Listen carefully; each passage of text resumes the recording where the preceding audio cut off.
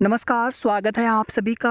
ANM 9212 भर्ती में नियुक्ति पत्र वितरण की मांग को लेकर के निवेदन करने के लिए आज बड़ी संख्या में बहनें और कुछ भाइयों के द्वारा भी सहयोग किया गया जनता दर्शन कार्यक्रम गोरखपुर में। मुख्यमंत्री जी से मुलाकात तो सार्थक रही, सकारात्मक रही, लेकिन उन्होंने बहुत ठोस आश्वासन नहीं दिया। कोर्ट केस वाला प्रकरण उन्होंने भी बताया।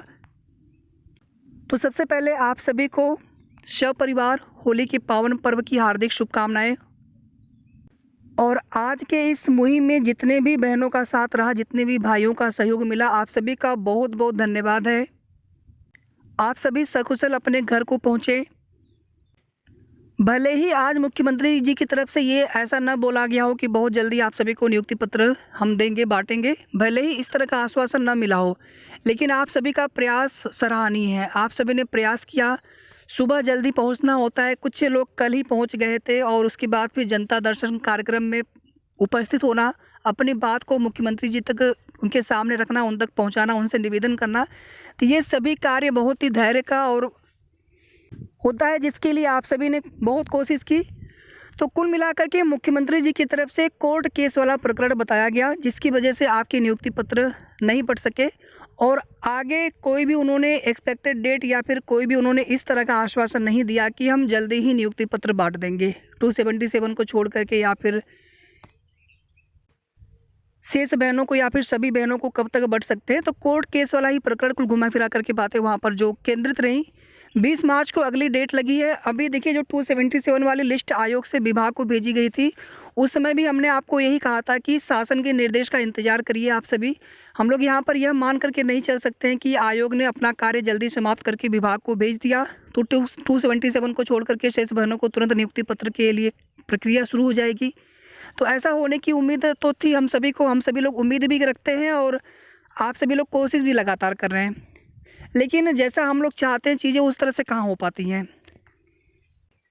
अब इसके पहले भी जब नियुक्ति पत्र वितरण होना था, उस समय भी पर्याप्त समय था, लेकिन आप देखेंगे हाई कोर्ट सिंगल बेंच में जब सुनवाई हो गई थी, उसके बाद फैसला आने वाला था, उसी समय डेट निर्धारित किया गया था नियुक्ति पत्र वितरण की।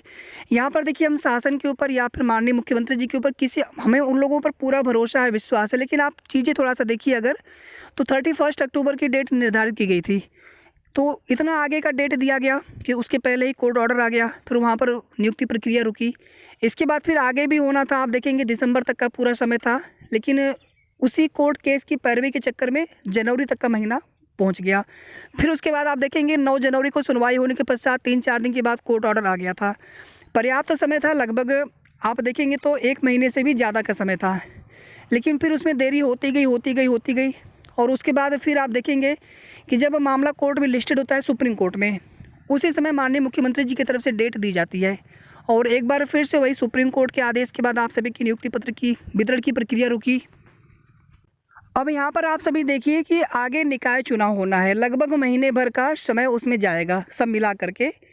तो उतने दिन आप सभी को जब समारोह ही नहीं हो पाएगा, तो मुख्यमंत्री जी एक उसमें समारोह भी करते हैं। आप सभी जानते हैं कि बिना समारोह के नियुक्ति पत्र बांटेंगे नहीं।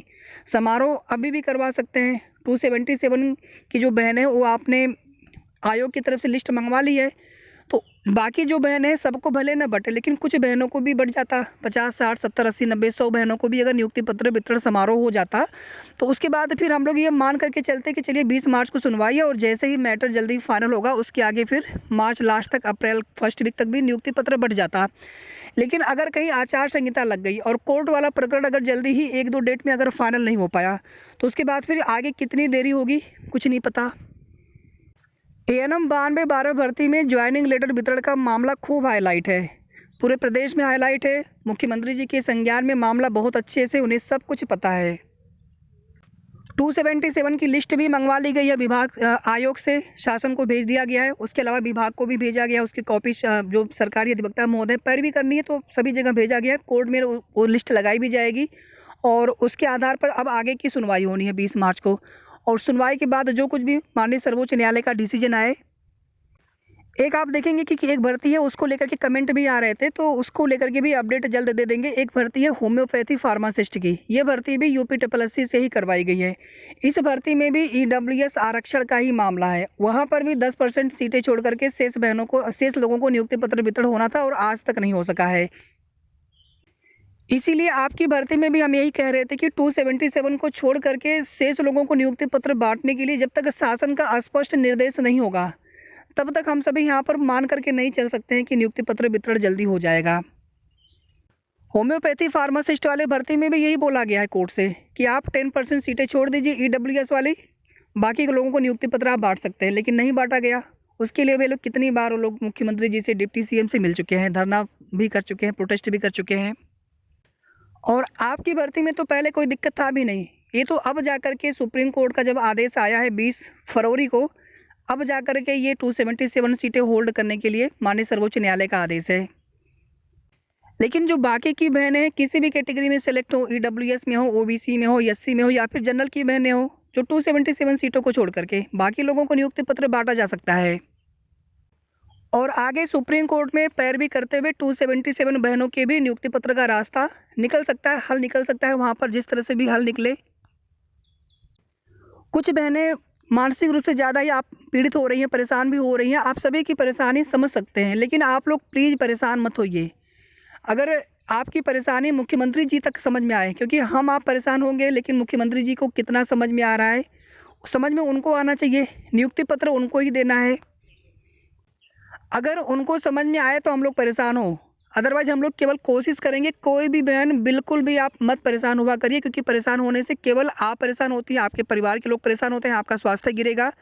तो इससे अच्छा है कि आप परेशान मत होइए, आपने मेहनत कर दी है, अब छोड़ दीजिए मुख्यमंत्री जी के हाथ में। बाकी हम लोग कोशिश लगातार करते रहेंगे अपने स्तर से, और हम सभी यहाँ पर पूरी कोशिश करेंगे कि मार्च में ही आप लोगों को नियुक्ति पत्र बँट जाए, चाहे 20 से पहले बँटे, चाहे 20 के बाद बँटे।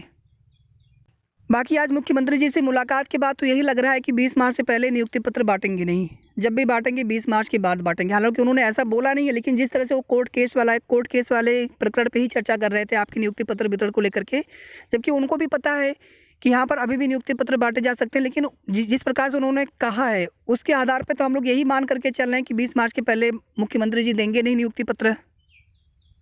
कम से कम आचार संहिता में न जाए प्रकरण, अब नियुक्ति पत्र समारोह का मामला न। जैसे आप देखेंगे एक बार ऐसे ही निकाय चुनाव को लेकर के इसी तरह से चीज़ें हो रही थी, लेकिन फिर बाद में ये हुआ कि निकाय चुनाव उस समय हो नहीं पाया मान लीजिए, लेकिन फिर से वही चीज़ें सेम सिचुएशन आने वाली है।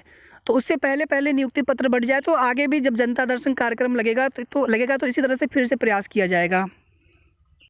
और गोरखपुर ज़िले की व आसपास की जैसे देवरिया है, संत कबीर नगर है, बस्ती भी बहुत दूर नहीं पड़ता है, 30-35-40 किलोमीटर की दूरी है, और सिद्धार्थनगर है, महाराजगंज, जो भी आसपास के ज़िले हैं, 4-5 ज़िले हैं, वहाँ की बहनें आप अभी से यूनाइट रहिए, अभी से आप एक दूसरे से संपर्क करके रहिए, ग्रुप में भी आप लोग जुड़े रहिए, संगठित रहिए।